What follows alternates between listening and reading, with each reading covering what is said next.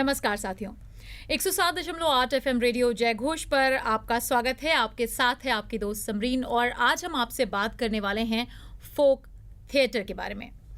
ये एक ऐसी शैली है जो थिएटर के अंतर्गत आती है और अपने क्षेत्र से जुड़ी होती है।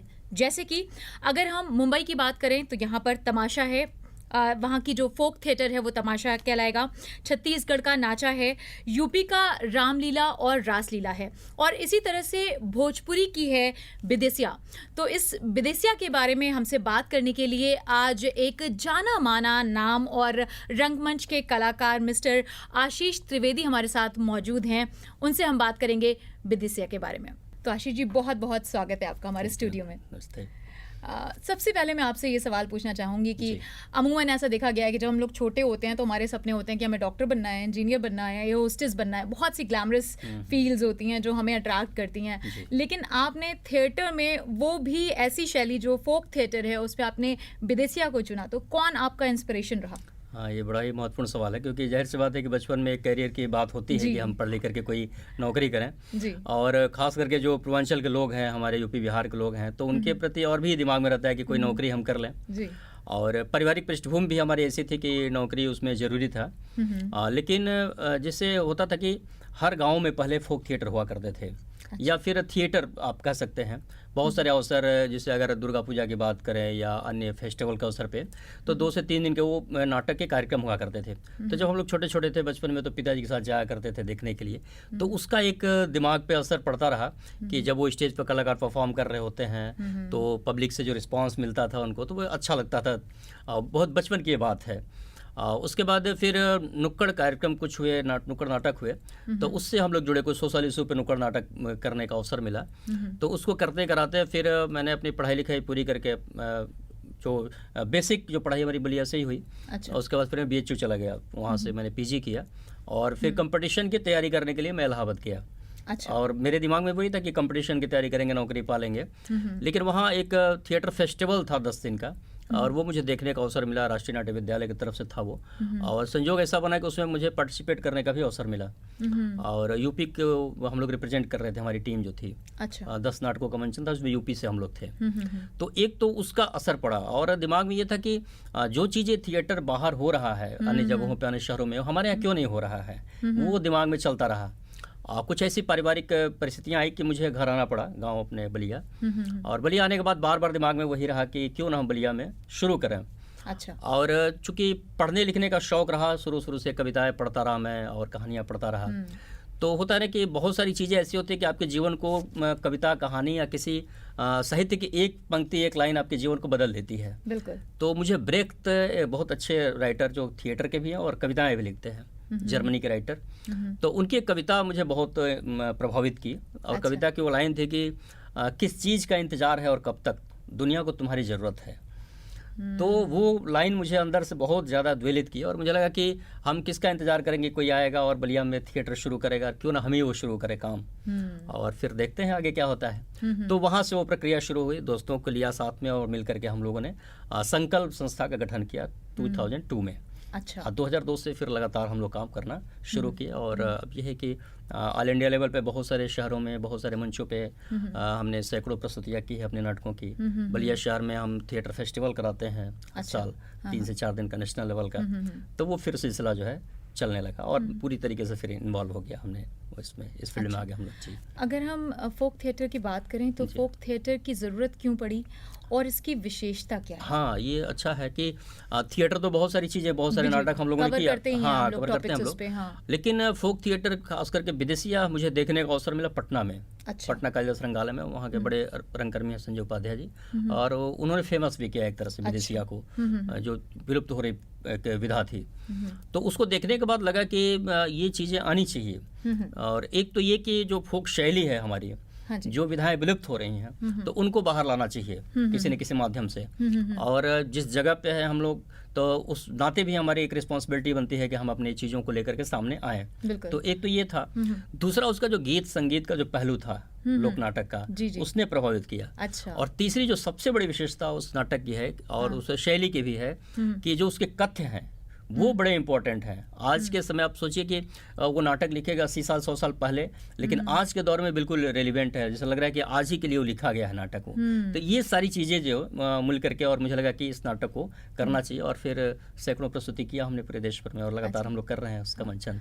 तो वो जो प्रस्तुतियाँ आपने की और आपने गीत संगीत की भी बात की, तो थोड़ी सी झलक हमारे दर्शकों के लिए और श्रोताओं को अगर विदेशिया एक्चुअली पलायन उसमें मुख्य है। पलायन जो माइग्रेट, खास करके रोजगार के अभाव में जो युवा पलायन करते हैं यूपी बिहार से तमाम जगहों पे जाते हैं, और जब युवा बाहर चला जाता है तो उसकी जो स्त्री होती है घर में जो बैठी रहती है, तो वो इस इंतजार में रहती है कि मेरा पति लौट करके आएगा फिर कमा करके, और कुछ ऐसी परिस्थितियाँ होती है कि वो 10 साल 15 साल गुजर जाते हैं, वो नहीं लौटता है। तो वो उसकी एक व्यथा है, दर्द है, उस व्यथा को वो गा रही है। वो उसको प्यारी सुंदरी नाम है उसका कैरेक्टर का। हाँ, तो वो करे एक राहगीर से अपनी व्यथा बता रही है कि मेरे पति को जो है, तो वो कैसे करे, वही मैं 1-2 लाइन गुनगुनाने की कोशिश में कर रहा हूँ कि करके गवनवा भवनवा में छोड़ी कर अपने परैला पुरबवा बलमुआ, काई कैली चुकवा की छोड़ला मुलुकवा तू, लिहला न दिलावा के हलिया बलमुआ। वो रो रो के कह रही कि मतलब मैंने क्या कौन सा गुनाह किया कि आप मुझे छोड़ करके चले गए, और इतने बरस बीत गए और आपने मेरी जो सुधी तक नहीं ली, मुझे आपने भुला दिया एक तरीके से। तो वो एक वेदना है उसमें जी। अच्छा, सोशल मीडिया का दौर है, हर तरफ डिजिटलाइजेशन है, तमाम तरह के इंटरैक्शंस हैं, उसमें आप फोक थिएटर की क्या भूमिका देखते हैं? हाँ, ये फोक थिएटर या फिर थिएटर की हम बात करें अगर, कि आज के दौर में थिएटर हम क्यों करते हैं, तो एक्चुअली थिएटर क्या है कि इसकी जो सबसे बड़ी विशेषता है वो इसकी जीवंतता, लिविंगनेस, मतलब करने वाला भी सामने होता है और दर्शक दिखने वाला भी सामने होता है, और वो जो एक रिएक्ट करता है पब्लिक के बीच में, हाँ, इंस्टेंट जो रिएक्शन मिलता है, तो वो जो उसकी जो संवेदना है, सेंसिबिलिटी है, वो आप सिनेमा में या सोशल मीडिया के किसी फॉर्म में नहीं दिख सकता है। सिनेमा भी हम करते हैं तो बहुत सारे करके सिनेमा चले जाते हैं, वर्षों बाद फिर वो रिलीज होती है, फिल्में हम देखते हैं, लेकिन थिएटर ऐसा है कि हम कर रहे होते हैं, सामने से हमको उसका रिस्पांस मिलता है। तो एक तो उसकी संवेदना है वो बहुत महत्वपूर्ण है, इस वजह से भी हमको करना होता है। दूसरी चीज़ की फोक थिएटर, फोक सॉन्ग जो एक सिर्फ विधा नहीं होती है, वो हमारे पूरे कल्चर को रिप्रेजेंट करती है, हमारी पूरी संस्कृति और साहित्य को रिप्रेजेंट करती हुई चीज़ें। करेक्ट। हाँ, तो इस वजह से भी उसको करने का है कि हमारी जो ट्रेडिशनल फॉर्म है कितने क्यों इम्पोर्टेंट है, और किस तरीके से इम्पोर्टेंट है कि आज के दौर में भी वो उसकी प्रासंगिकता बनी हुई है। तो इस वजह से भी करने का उसका जो है हालांकि परिस्थितियां बदली हैं, लोग आज तो 30-30 सेकंड के रील्स के पीछे भाग रहे हैं। Exactly, और उसमें 1.5 घंटे 2 घंटे का पेशेंस नहीं है, आधा घंटा बैठ के वो कुछ और सीखने की भी वो प्रवृत्ति नहीं रही है, क्योंकि थिएटर करने का मतलब कि हम महीने 2 महीने उसका रिहर्सल करते हैं, तब जाकर उसकी प्रस्तुति करते हैं। और अब तो है कि बस तुरंत खड़े खड़े रील्स बना दिया और डाल दिया उसको सोशल मीडिया पे। तो चुनौतियां हैं, चीज़ें भी बदली हैं, और जो सबसे बड़ा एक प्रॉब्लम आता है इकोनॉमिकल प्रॉब्लम, कि थिएटर आर्टिस्टों के लिए वो अभी सिक्योरनेस नहीं है कहीं भी, वो सिक्योर नहीं है कि वो बहुत अच्छे आर्टिस्ट जिनके अंदर बहुत सारी क्वालिटीज़ है, वो करना चाहते भी आगे, लेकिन उनको वो फैसिलिटी नहीं मिल पाती है, तो इस वजह से भी मुश्किल आ जाता है। तो ऐसे दौर में करना मुश्किल है, फिर भी अब जितना हो सकता है हम लोग करते हैं, प्रयास करते हैं कि चीज़ें चलती रहें। मैं आपसे जानना चाहूँगी कि जो विदेशिया के फाउंडर हैं भिखारी ठाकुर जी, उनके बारे में हमारे दर्शकों और श्रोताओं को कुछ बताइए कि ये इसकी शुरुआत कैसे हुई और कैसे ये ख्याल आया विदेशिया का उनके जहन में। विदेशिया एक तरह से गायन शैली भी है जी। और ये माना जाता है कि भिखारी ठाकुर से पहले भी ये शैली रही है, लोग गाते रहे हैं उस शैली में। भिखारी ठाकुर ने क्या किया कि उस गायन शैली को थिएटर फॉर्म में बदल दिया। अच्छा। हाँ, उन गीतों को, उन शैलियों को लिया, पसंद किए गए, हाँ, और उसको थिएटर फॉर्म में ले लिया, और थिएटर फॉर्म में बहुत सारे नाटकों की रचना किया उन्होंने, जिसमें सबसे बड़ा नाटक विदेशिया आता है उनका। अच्छा। हाँ, और विदेशिया इतना पॉपुलर हुआ अपने रचना काल में, जिस समय भिखारी ठाकुर ने लिखा, कि पूरे यूपी बिहार में और बहुत ज़्यादा पॉपुलर हुआ वो, और इतनी पॉपुलरिटी बढ़ गई कि हमारे यहाँ के बहुत बड़े राइटर हैं हिंदी के थे वो, केदारनाथ सिंह जी। तो उन्होंने उनके ऊपर एक बड़ी कविता भी लिखी भिखारी ठाकुर के नाम से। अच्छा। और जो केदारनाथ सिंह ज्ञानपीठ अवार्डेड और हिंदी के बड़े कवि थे वो, और उन्होंने उस कविता में यहाँ तक कह दिया कि जो पॉपुलरिटी महात्मा गांधी को थी स्वतंत्रता संग्राम के आंदोलन में, वो पॉपुलरिटी भिखारी ठाकुर को है अपने क्षेत्र में।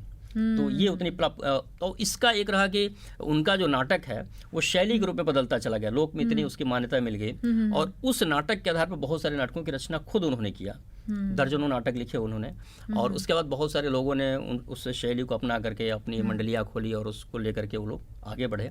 और हम लोग कहते हैं कि लीजेंड अब भिखारी ठाकुर जीते जी लेजेंडरी बन चुके थे, वो इतनी पॉपुलैरिटी उनकी थी वो भिखारी ठाकुर की। तो ये उनका था। और छपरा एक डिस्ट्रिक्ट है बिहार में, वहीं पे सारण कुतुबपुर एक गांव था, वहीं के रहने वाले थे।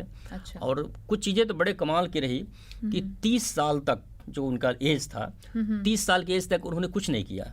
मतलब वो ट्रेडिशनल वो जात कास्ट को अगर हम देखें तो वो नाई थे। वो नाई मतलब सेविंग करने वाले, बाल काटने वाले।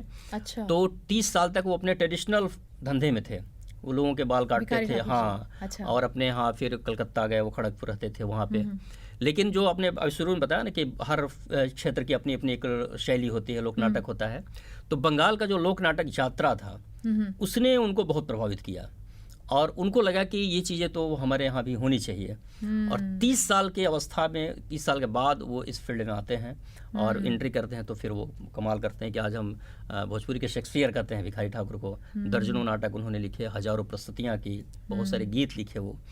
और जो उसकी विशेषता है कि उनके सारे नाटक, सारे गीत सोशल इंटरेक्शन से जुड़े हुए हैं, सामाजिक सरोकारों से जुड़े हुए हैं, उसका कहीं ना कहीं सामाजिक प्रभाव पड़ रहा है। तो ये उनकी विशेषता रही भिखारी ठाकुर की। सामाजिक सरोकारों की आपने बात की, तो आपको क्यों लगता है कि हमारे समाज में थिएटर होने के बावजूद भी अलग से फोक थिएटर की जरूरत क्यों? हाँ, फोक थिएटर की जरूरत इसलिए पड़ती है कि जैसे हम एक तो होता है कि जो नाटक है हम ऑडिटोरियम में नाटक करते हैं, तो ऑडिटोरियम के एक लिमिटेड दर्शक होते हैं और हमारे मतलब बिल्कुल बधे बधाए स्टाइल में हम प्ले करते हैं। फोक थिएटर की जो सबसे बड़ी विशेषता उसकी सहजता होती है।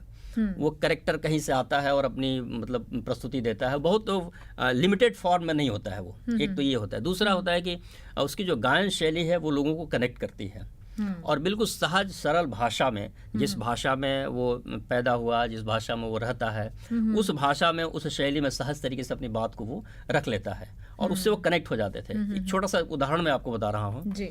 उनका एक नाटक है बेटी बेचवा। वो उस दौर का नाटक था कि यूपी और बिहार में लोग चंद पैसों के लिए अपनी लड़की को बेच देते थे और उससे जो पैसा मिलता था उस पैसे से उनके घर की गृहस्थी का काम चलता था। और ये प्रथा में आ गया था वो उस दौर में। और उसके लिए अंग्रेजों का शासनकाल था, एक शारदा एक्ट आया। अंग्रेजों ने लाया कि इसको बैन किया जाना चाहिए, नहीं होना चाहिए। उसका सोसाइटी पे कोई प्रभाव नहीं पड़ा, लोग वो कुछ चलता रहा। भिखारी ठाकुर इतने संवेदनशील नाटककार थे कि उन्होंने बेटी बेचवा नाटक लिखा। अच्छा। कि बेटी बेचने वाला वो लिखा और उसकी पहली प्रस्तुति किया उन्होंने। आरा जगह है वहाँ पे बिहार में। जब उस गांव में प्रस्तुति कर रहे थे तो वहाँ के लोगों ने बेटी को बेचा था, कई लोगों ने। अच्छा। उसका इम्पैक्ट ये पड़ा कि कुछ लोगों ने कहा कि ये तो हमारी दुखती रग पे जो है वो नब्ज पकड़ हाथ रख दिया, तो इसको तो छोड़ेंगे नहीं, बिना पीटे छोड़ेंगे नहीं इसको, हम गाँव से मार के ही भगाएंगे इसको। कुछ लोगों ने कहा कि देखते हैं कि कौन उसको छूता है। जो बात सही है उसने कह दिया। उस नाटक का इतना असर पड़ा कि पूरे यूपी बिहार में बेटी बेचना बंद हो गया उस नाटक की वजह से। तो ये जो फोक नाटक है या फोक शैली के जो गीत होते हैं या संगीत, उसका एक प्रभाव पड़ता है समाज पे, क्योंकि उनकी बातें उनकी भाषा में, उनकी शैली में वो डायरेक्ट वो जो है प्रभावित करता है। तो इस वजह से भी जरूरी है। और आज के समय में तो बहुत बढ़ावा देना चाहिए इसको हर स्तर से, वो चीज़ें समाज में आए और उसको लेकर के आगे बढ़ा जा सके, ताकि हम एक बेहतर समाज की जो कल्पना करते हैं कि समाज में संवेदना हो और एक दूसरे के प्रति जो है भाईचारे की स्थिति बनी रहे।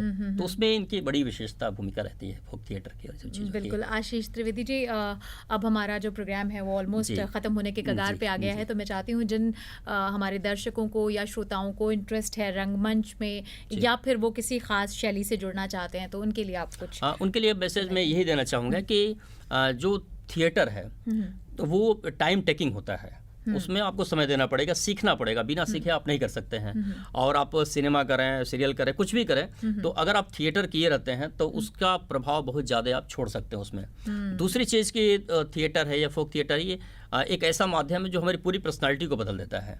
तो इस वजह से भी थिएटर से जुड़ना चाहिए। और अब तो बहुत सारे स्कूलों कॉलेजों में भी हो गया कि उसको जो है बचपन से भी प्रशिक्षण दिया जाए थिएटर का, दिया जाता है। हाँ, तो एक इसमें एक सीखना बहुत जरूरी है। हम बिना सीखे काम करना शुरू कर देते तो वो अच्छा नहीं है। और उसमें पेशेंस के साथ, हाँ, और पेशेंस के साथ धैर्य के साथ अगर सीखते हैं तो जाहिर सी बात है कि आप बेहतर काम कर मेहनत सकते हैं। आपकी रंग लाएगी। बिल्कुल बिल्कुल, जी जी। ठीक है आशीष द्विवेदी जी, आप आए, हमसे अपने विचार साझा किए, बातचीत की, बहुमूल्य वक्त दिया, इसके लिए बहुत बहुत धन्यवाद।